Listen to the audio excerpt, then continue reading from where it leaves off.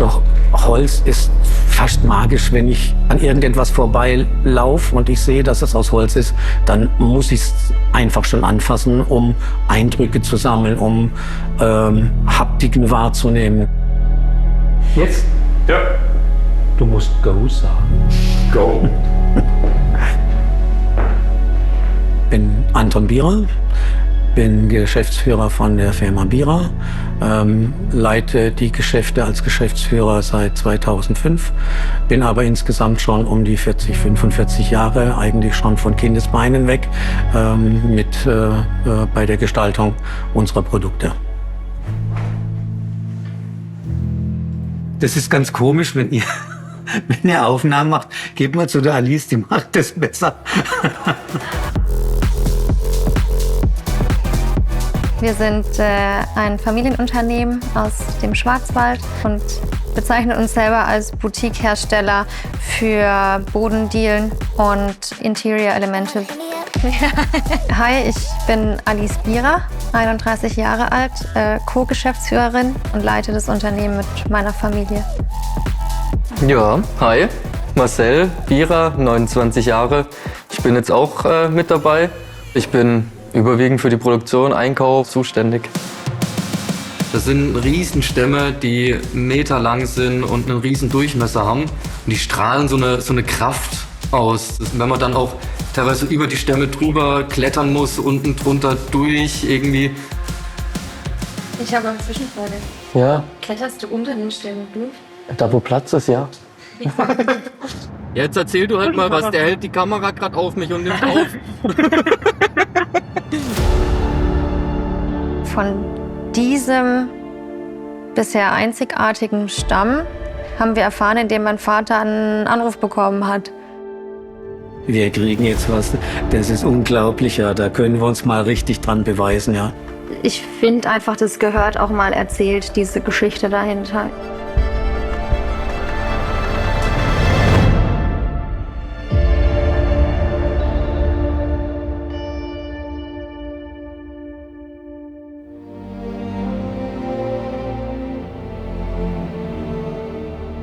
Wir stellen hauptsächlich großformatige Elemente her.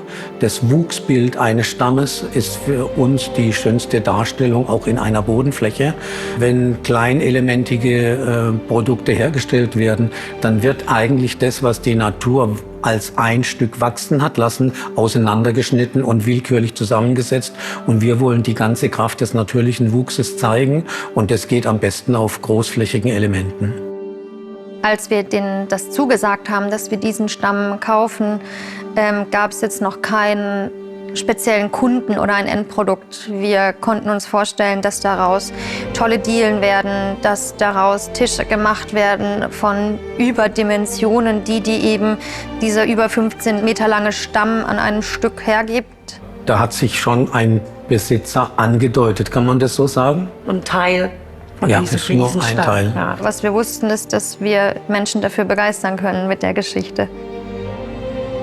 Über diesen Baum weiß ich, dass er um die 200 bis 300 Jahre alt sein muss. Er stand in der Schweiz, in der Nähe von Bern, an einem Golfplatz. Da gab es einen heftigeren Sturm, weshalb dieser Baum dann leider zu Fall gekommen ist. Einer unserer sehr, sehr guten Partner in der Schweiz hat mich angerufen und hat gesagt, du, ich schicke dir mal ein Bild. Das hat mich so eingenommen von den Dimensionen, dass mir gleich klar war, ups, das muss ich haben. Was so außerordentlich ist, muss ich unbedingt haben. Schön war, dass wir den Stamm dann dort direkt auch angucken konnten. Anton läuft auf so einen Stamm zu, guckt sich den so an und das Erste, was er macht, ist seinen Meterschritt nebendran. Wie lang ist er denn jetzt wirklich? 15,40 Meter. Ein Gewicht von 20 Tonnen. Roundabout ein Durchmesser von um die 1,40 Meter, 1,45 Meter. Und an der breitesten Stelle? Ich weiß es nicht mehr ganz genau, aber wir lagen ungefähr bei 1,95 am Fuß unten. Ich habe 1,60 gesagt. Nein, ja gut, spielt ja auch keine Rolle. Das spielt schon eine Rolle, aber die war, ich glaube, 35 ja, Zentimeter. Aha, aha. Und da Ich auch kommt wieder wahnsinnig kompetent, dass wir uns über 35 Zentimeter diskutieren. 1,60, 1,65. Dann tauschst du jetzt meinen Kasten Bier. Okay.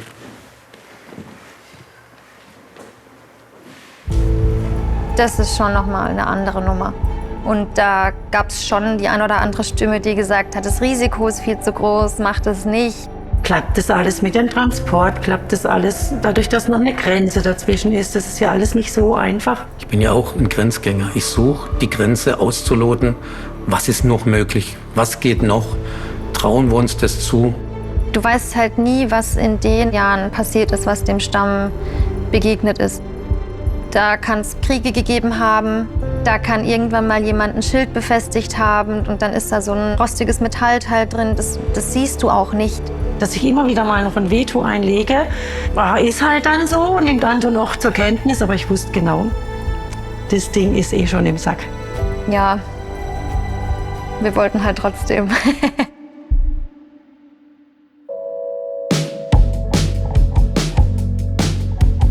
Dielen in der Länge und der Breite zu machen, Tische in der Länge und Breite zu machen. Die Vorstellung fanden wir einfach mega cool.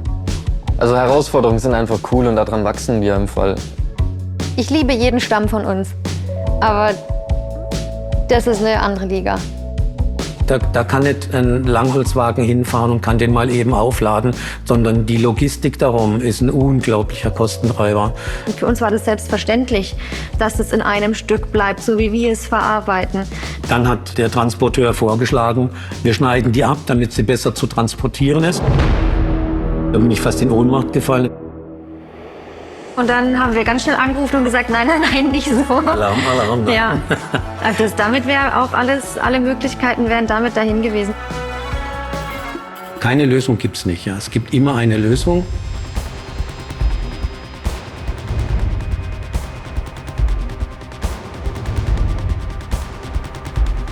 Ja, da ist die Nervosität natürlich unglaublich groß. Also erstens ist es mal ergreifend, erst so ein Naturwunder einschneiden zu dürfen. Also das ist für mich ein richtig ergreifender Moment.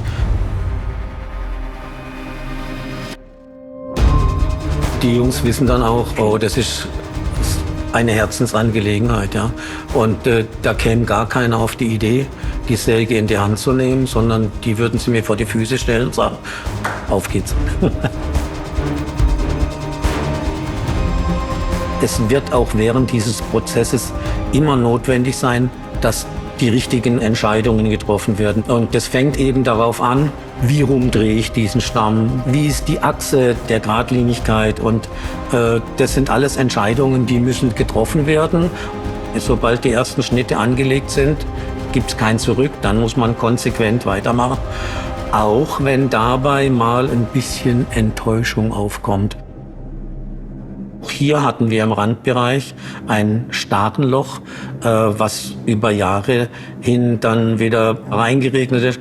Und dann gab es natürlich auch einen kleinen Bereich dieses Stammes, den wir seitlich abtrennen mussten, weil dieses Starrenloch auf die gesamte Länge dann nicht mehr möglich gemacht hat. Aber insgesamt sind wir doch mit dem Ergebnis, können wir mehr als nur gut leben, ja. Aber es war dann schon, als wir fertig waren, war es eine Erleichterung, ja. Also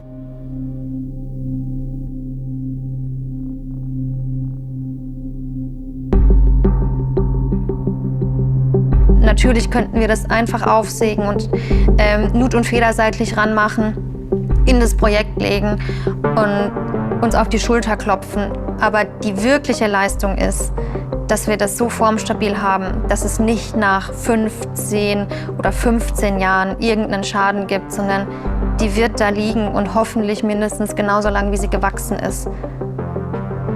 Alles andere wird dem nicht gerecht in meinen Augen. Die Herausforderungen im Rahmen des Projektes waren sehr viele. Das zieht sich über jeden Prozessschritt. Da musst du eine Sonderlösung finden und die Sonderlösung muss aber auch funktionieren, dass am Ende das Produkt diese Formstabilität hat, für die wir stehen. die Theorie ist dann immer noch was anderes als die tatsächliche Umsetzung. Ich habe da eine Geschichte, dann haben wir den Probelauf gemacht, den Trockenprobelauf, und dann haben wir gemerkt, Da ist eine Wand, wir kriegen die gar nicht in die Presse rein. Ja. Ja. Was macht Anton? Ja, ich Mach kann mal ein einfach- Loch in die Wand, mein Gott. Rufe ich mal schnell an. Sag du, ich sag zu unserem Mitarbeiter, geh mal los, hol die große Flex, wir machen jetzt ein Loch in die Wand. Parallel rufe ich dann schon den Schreiner im Ort an, sag du, mach mal eine Klapptüre, heute Abend muss das Loch wieder zu sein. Ja. Das Tor zur Länge. Und dann sind wir von außen in die Halle rein und durch die Presse rein und schon hat's wieder funktioniert. Das heißt, man muss immer den festen Glauben daran haben, es gibt immer eine Lösung. Uns fällt immer was dazu. Ja. Ja. Dann nach der Trocknung die Formgestaltung, die Selektion, was kann jetzt wie verwendet werden. Danach wird es verleimt zu einer Dreischichtdiele und Oberflächen behandelt.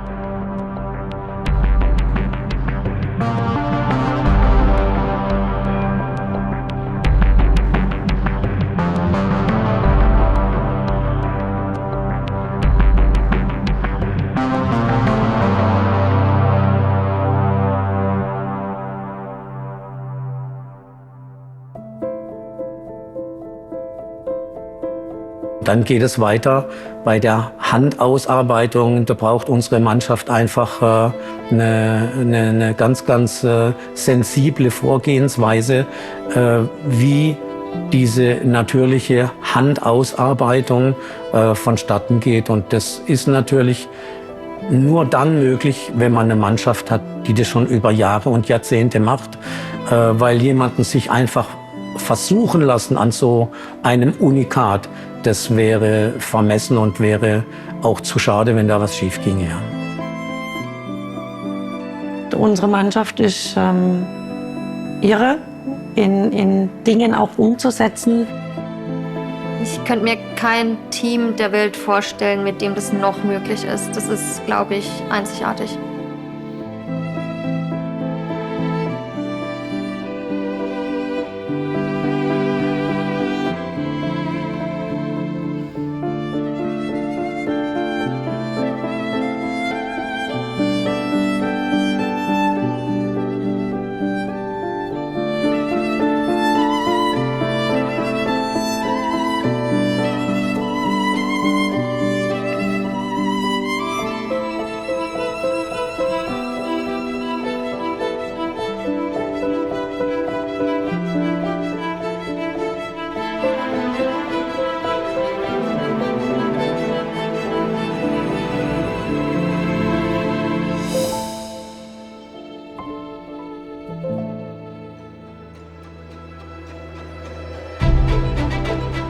Das Highlight in dem Projekt war wirklich für mich, wo am Ende die Diele fertiggestellt war und unsere Jungs alle miteinander und die Diele aus der Halle rausgetragen haben zum LKW.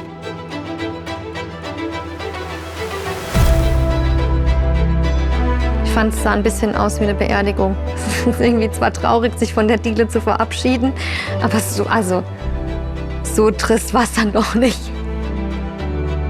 Und wie stolz die Jungs dann darauf sind.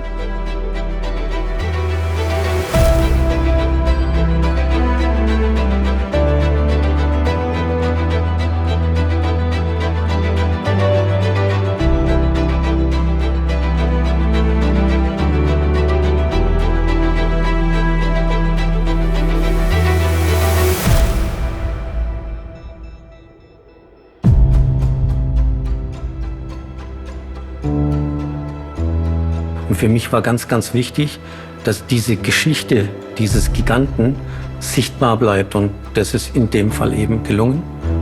Dann ergreift mich jedes Mal Ehrfurcht, dass wir die Prädestinierten sind, die das tatsächlich dürfen. Dass er tatsächlich 200 Jahre natürlicher Wuchs und wir dürfen das machen. Das ist ja unglaublich. Ja. Da freut man sich dann auch immer wieder zurück und sagt, oh, Chaga, das war die richtige Entscheidung. Oder guck mal, wie gut wir das gemacht haben.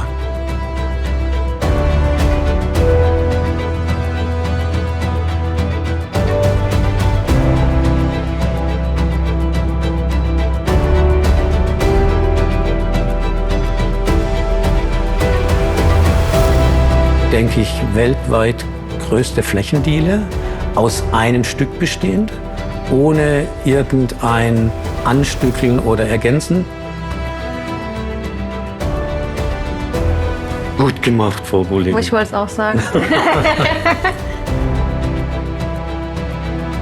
Also wenn ihr mich fragt, ich würde es sofort wieder tun. Also zu 100%, da brauche ich nicht lange drüber nachdenken. Auf jeden Fall. Mehr gibt's dazu nicht zu sagen.